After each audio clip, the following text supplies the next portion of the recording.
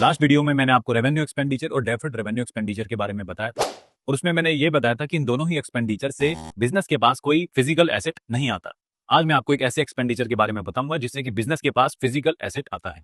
चलिए इसको एक एग्जांपल से समझते हैं। मान लीजिए बिजनेस ने एक मशीनरी खरीदी 5 लाख रुपए की, जिसकी लाइफ है 5 साल, यानी कि जो बिजनेस है इस मशीनरी से 5 सालों तक बेनिफिट्स लेगी। तो ये जो खर्चा हुआ है इस मशीनरी को खरीदने में 5 लाख रुपए का, इसको कहा जाएगा कैपिटल एक्सपेंडिचर। यानी कि जब बिजनेस कोई हैवी कॉस्ट पे करता है किसी फिजिकल एसेट को खरीदने के लिए, तो उस खर्चे को कैपिटल एक्सपेंडिचर कहा जाता है, जिसका बेनिफिट हमको 1 साल से ज्यादा तक मिलता है।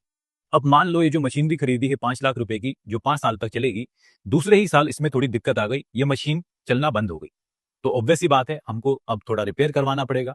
अगर रिपेयर कराने से जो मशीनरी है वो बिल्कुल पहली जैसी कंडीशन में आ जाती है, तो मशीनरी पर जितना भी खर्चा हुआ है, लेट्स से 10,000 रुपए का खर्चा हुआ, तो ये जो 10,000 रुपए का खर्चा है इसको हम रेवेन्यू एक्सपेंडिचर मानेंगे। ऑन दी अदर हैंड, अगर रिपेयर करने से मशीन की वैल्यू बढ़ गई, जैसे कि मान लीजिए 5 लाख रुपए इसकी वैल्यू थी, अब 6 लाख रुपए हो गई, या फिर जो मशीनरी की लाइफ है वो बढ़ गई, जैसे कि 5 साल की इसकी लाइफ थी, हो सकता है कि अब 6 साल हो गई हो, 7 साल हो गई, 8 साल हो गई हो। अगर इसकी लाइफ बढ़ जाती है तो इसको हम रेवेन्यू एक्सपेंडिचर नहीं मानेंगे, इसको हम कैपिटल एक्सपेंडिचर